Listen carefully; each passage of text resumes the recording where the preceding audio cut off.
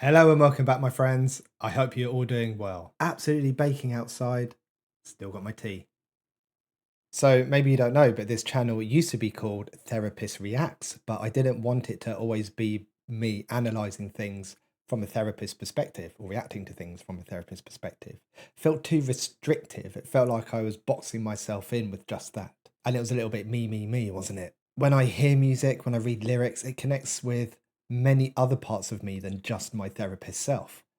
And I wanted my reactions to be a shared experience. I wanted to create connections and not just me positioning it purely through a psychotherapist perspective. So if this track connects with you, if Knox Hill and Wren's lyrics, if the video, if it connects with you in some way, if my reaction connects with you, then please share in the comments, let us know. So today we're checking out a track called Fentanyl that was recommended to me. It's by Knox Hill and Wren. And my understanding is that when this video came out, it was restricted by YouTube for some reason. I don't know why yet. I'm guessing the title of the video is a bit of a clue, but let's see. So I'm a big Wren fan. I'm sure most of you know, maybe a little bit of a man crush, but I've never heard of Knox Hill before. He has a website. Let's have a quick look. So Knox Hill has an About Me section on his website. I am Knox Hill.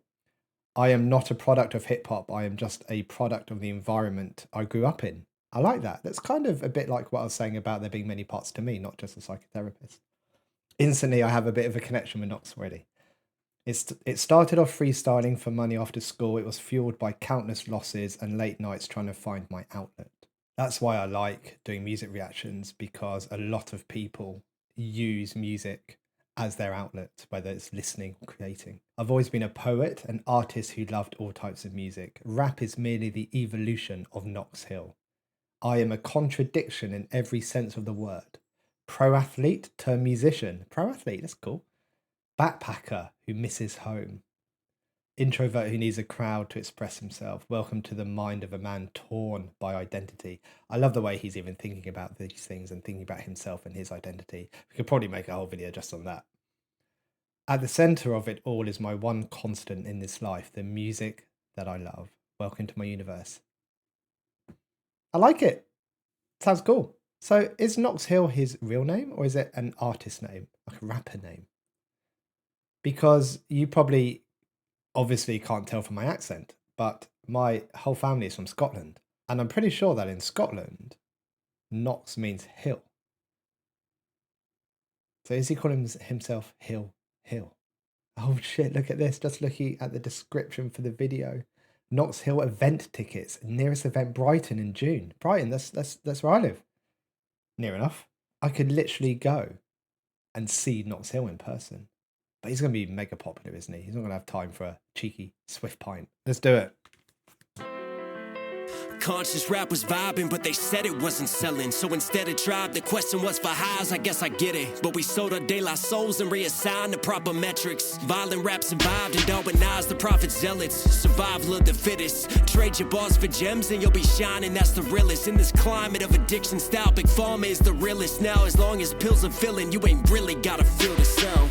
The world is full of juice, and while you floating, you've been finna drown. Oh, there's that boy. You're missing out. They sell you with this vision and this fear of missing out. The industry will fuck us, so we follow what is trending. Brag about these hollow tips, but it's all hollow tip dependent. I lace my verse with fentanyl and lean into attention. Toe tags for the mentions, body bags for what they spending. While they bragging, we descended from the ground. We all descendants now.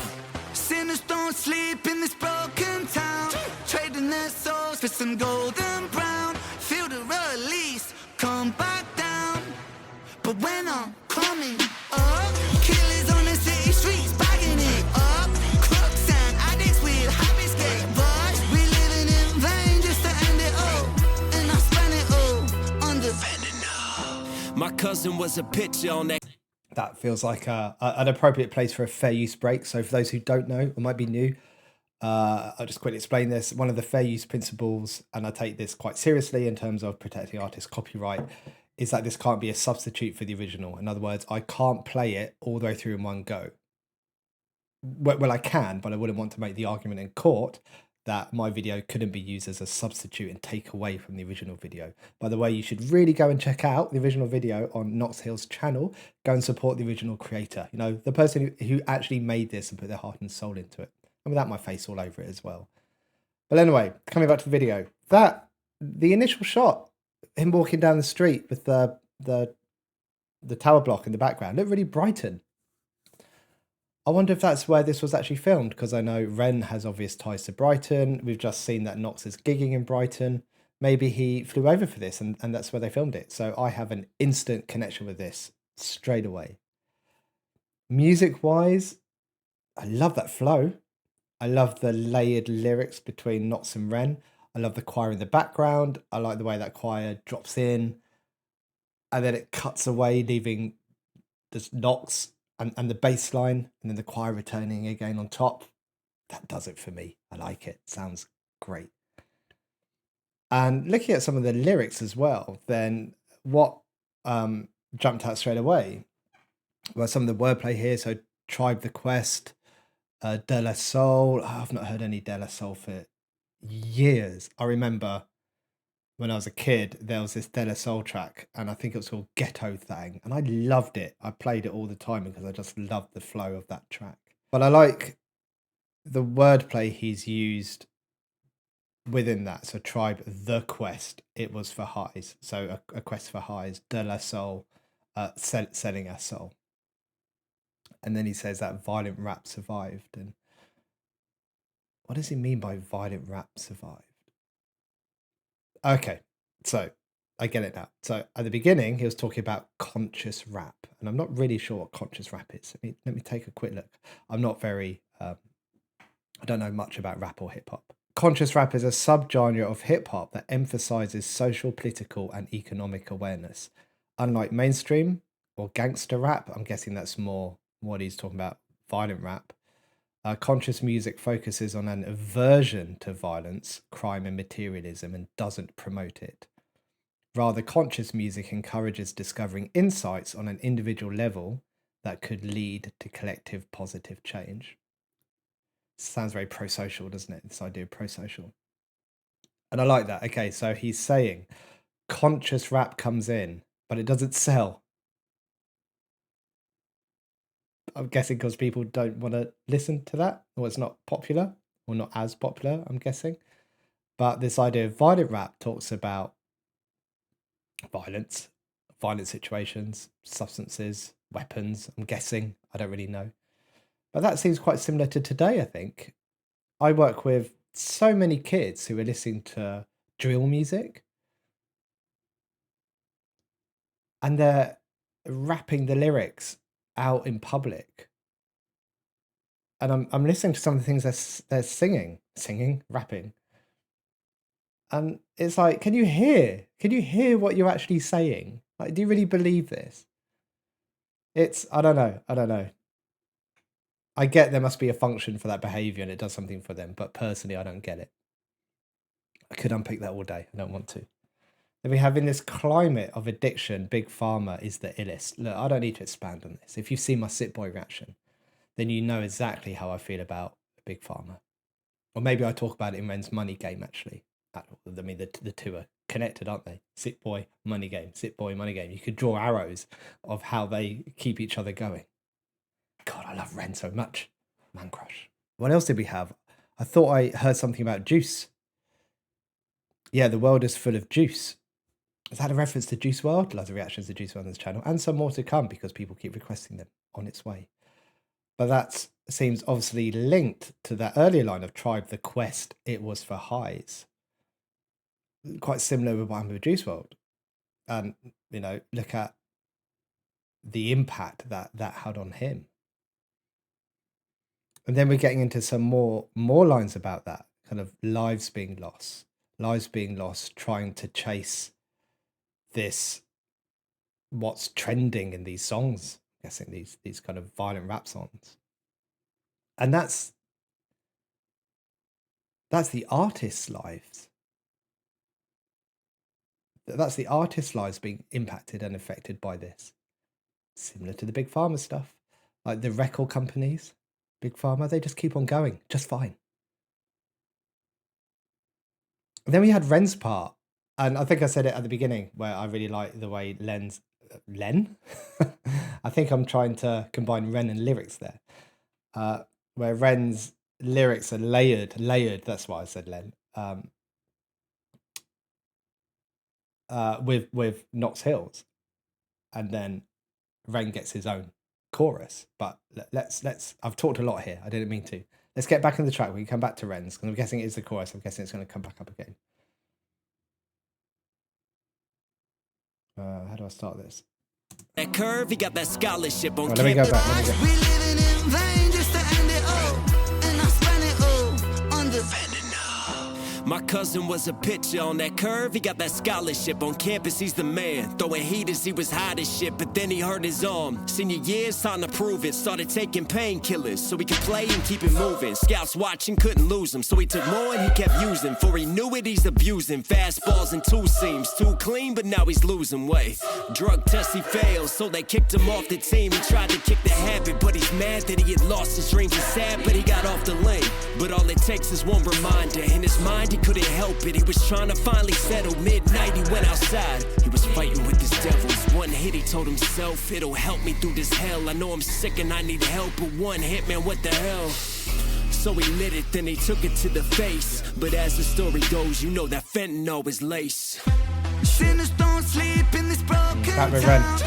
Wow. Okay, so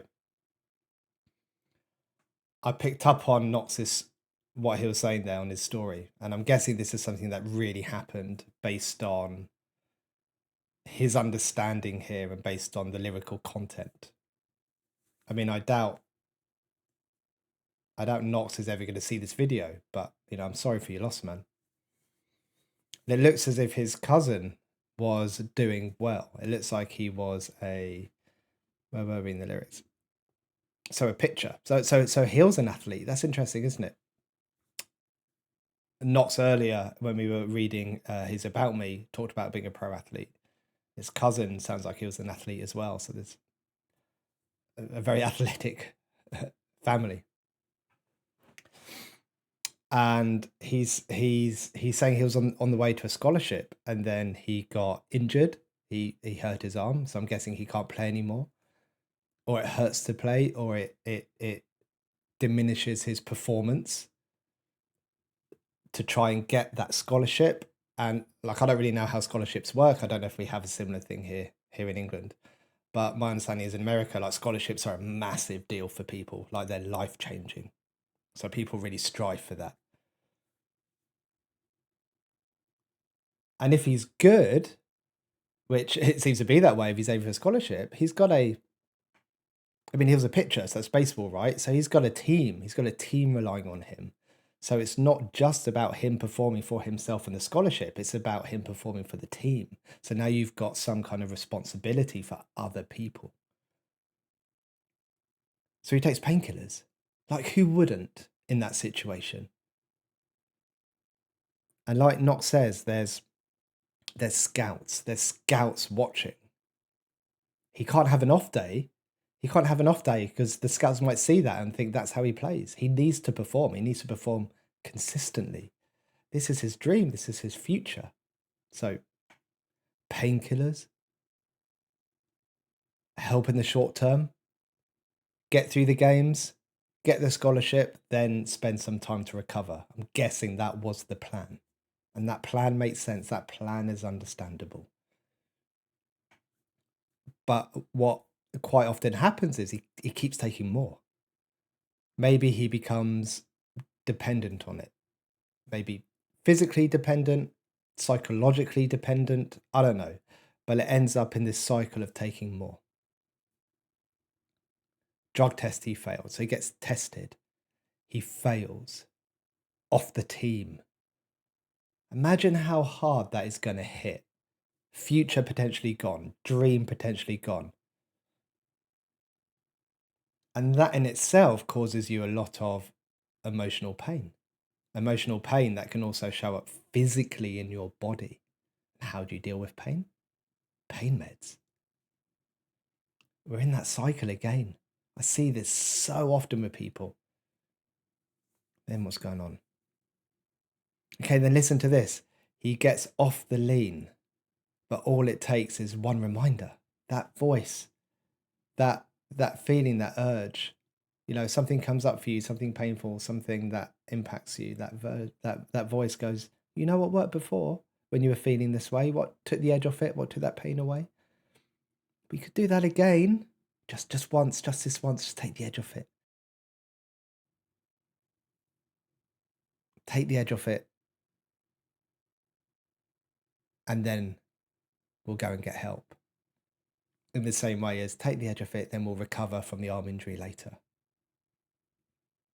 He says, I'm sick and I need help. It will help me through this hell. It's exactly that. If you're going through hell, you're going to do anything to stop that. You are.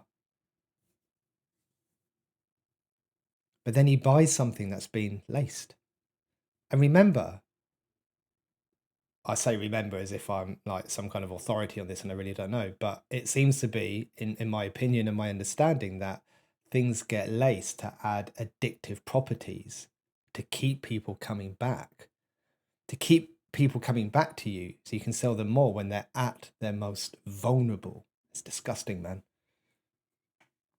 And sadly, we see what happens here. He dies. And what's sad is, well, no, the whole thing's sad. I don't mean this particular element is sad. This particular element is sad, sorry. And I'm trying to be quite sensitive here, just in case like Knox does ever hear that, and like I don't want to make suggestions and inferences of things that aren't true, because this is a real person we're talking about. I'm trying to be mindful, but I'm also frustrated and I want to say things as well. But I'm guessing that this would have been recorded as an OD. But the reality is he was killed by someone else. Maybe that's controversial. I don't know. Okay, then we've got Ren's verse, you know, talking about sinners not sleeping, trading their souls, feeling release and coming back down. Clear cycle there. And then when I'm coming up, so when I'm on the rise again, maybe that means things are looking a bit better, kind of my life is picking up again, things are slightly improving. Those people are there looking for you, looking to bring you down. And Ren talks about living in vain. What does vain mean? Like having no purpose? Is that what living in vain means? But I'm guessing there's wordplay there with vain in that meaning, and vain as in drug-related vain. You know, just to end it all, to have your life taken away. And that's not necessarily life taking away as in it's ended you, but life taken away as in, even though you're still alive, you have no meaning, you have no purpose, so therefore do you have any real life?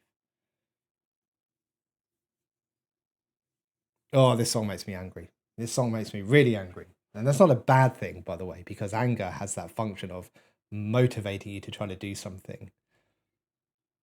So so anger comes up when you recognize something unjust has been done, either to you or to someone else, and the function of that is to motivate you to do something about it. So me talking about this, me getting angry and talking about it, that's okay. People sometimes conflate anger and aggression, two different things: anger, emotion, aggression, behavior. I'm doing anger, emotion. Behavior is, let's talk about it, let's share my experience and share what I think about this. Where are we? Souls for some golden brown, feel the release, come back down. But when I'm coming up, killers on the city streets, buying it up. Crooks and addicts with happy escape road. We living in vain just to end it all, and I spent it all under Fentanyl. Took my heart, you took my fucking life. Took my pride, you took my mind. Took who I am and turned to vice. Took my fam, I burned the price. And now I stand on murder time. And all my plans have turned to ice. I burn in fire, build this pyre higher. I'm wired in this dopamine, get higher. Still a broken fiend, supplier of the hopeless dreams. When it's all smoke, the only rope's the one that chokes. Will they remember me? Take all my memories and light them on this fire. Fire for the crooked dealer, he who packaged hate. Fire for that greedy villain, he who had it laced. Fire for my future, that look on my father's face. My mother's still in tears, my cousin, he's too far away. When they told me to get help, and yes, I tried again. But in the end, we're all just veins. And in the end, it came to veins. And in the end, I died in vain. And in the end, I tried to fuck it.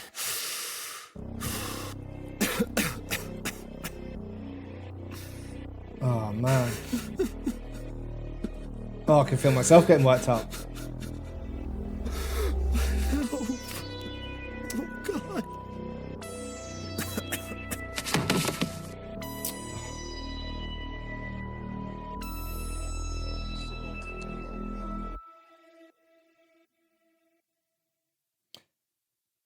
Oh, what's that? The CDC reports that from 1999 to 2021, opioids, including fentanyl, have caused over 500,000 deaths in the US.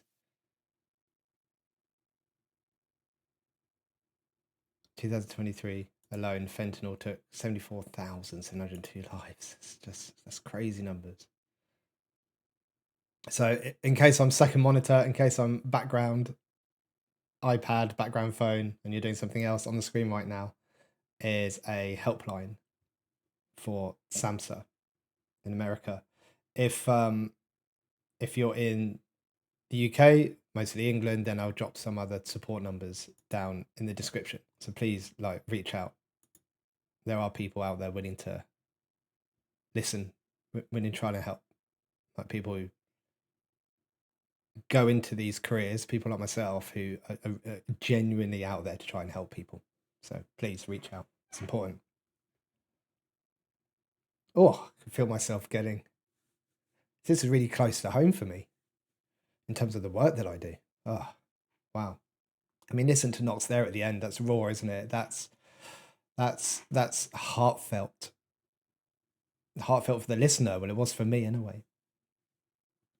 And there was some interesting perspectives there, and you can hear the anger rising. And it's interesting that there's like this color plays in there. So I think the middle section was blue when he was talking about his cousin. So maybe blue. I'd say blue means calm, but it wasn't really calm. But maybe it's blue as in things are going down. Maybe like painkillers make you kind of calm you down, chill you a bit, take the pain away. I don't mean it like in a nice, good way. I was thinking about the color play, and then the red scene where like what's happened has happened, and Knox is talking about that, and he's very, very angry, understandably so. So red obviously being a symbol for anger.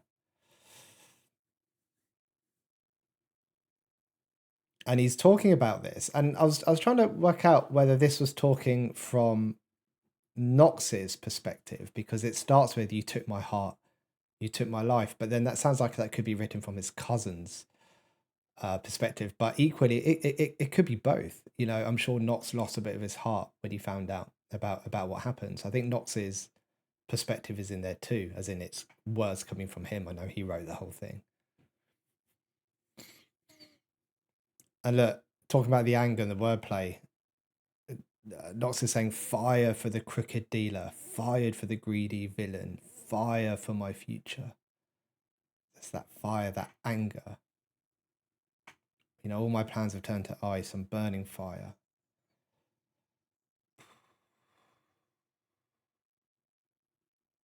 And fire meaning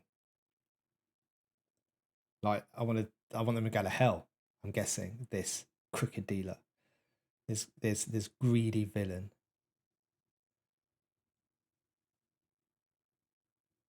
And fire for my future, I don't think it means that he wants his future to go to hell, but that is where his future has gone. That look on my father's face, that my mother's still in tears, my cousin is too far away. So just that impact, that lacing, that the wide-reaching devastation it causes. And that line, you know, my mother's in tears, my cousin, he's too far away. Again, that could be said from either perspective, couldn't it?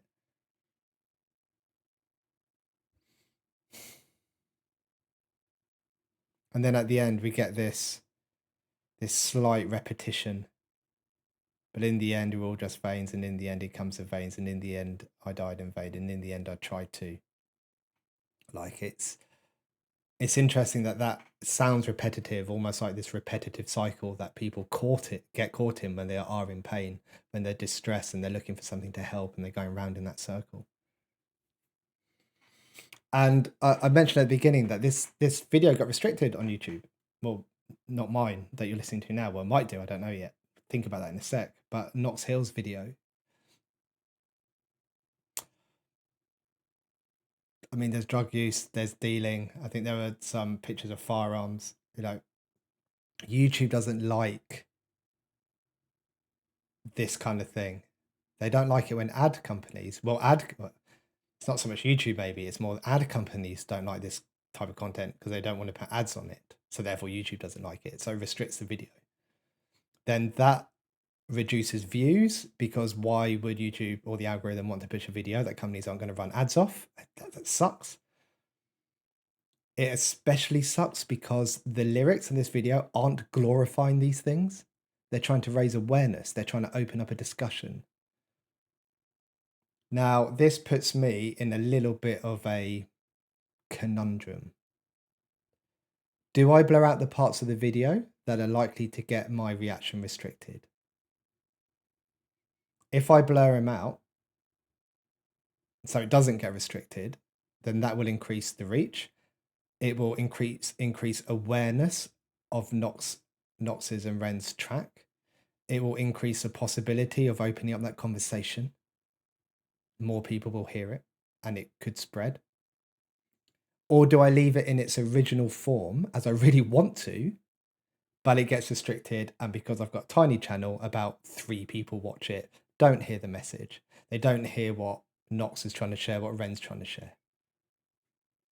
I can't win. I can't win. There's no situation there where I win, where I actually get what I want, which is the whole thing is allowed and not restricted, and everyone gets to see it. I might pull it up. I'm going to try. I'm going to try and get it through. The thing is, sometimes it's days or weeks, but I'm going to pull it up. I might pull it up as unlisted for a day and see what YouTube thinks about it after some time. And then we'll see. So if you watch this and it's blurred out, then that's not me making the decision. Well, I have made the decision to do that, but I've kind of been forced into that decision. I hope my rationale there makes sense. I want people to hear about this. I want people to realize things are getting restricted, first of all, because who's making that fucking decision? It sure as hell isn't me or you deciding what we can watch. And I want people to know about these kind of risks and what's going on out there. This is such an important track by Knox. It's ridiculous that it got restricted. It just shows how important context is and the actual words are of what's being said.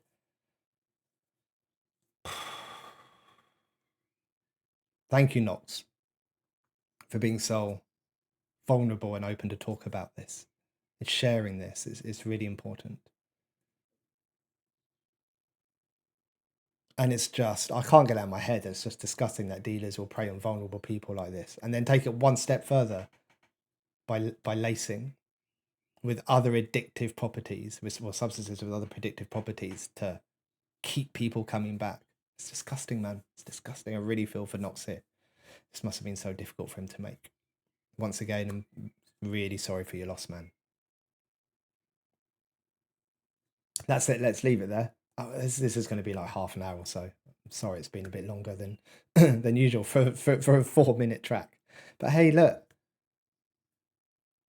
Short tracks that prompt big discussion. That means there's some important shit there in those 4 minutes, doesn't it? Right. Let's leave it there. Take care, everyone. Have a good day. Bye-bye.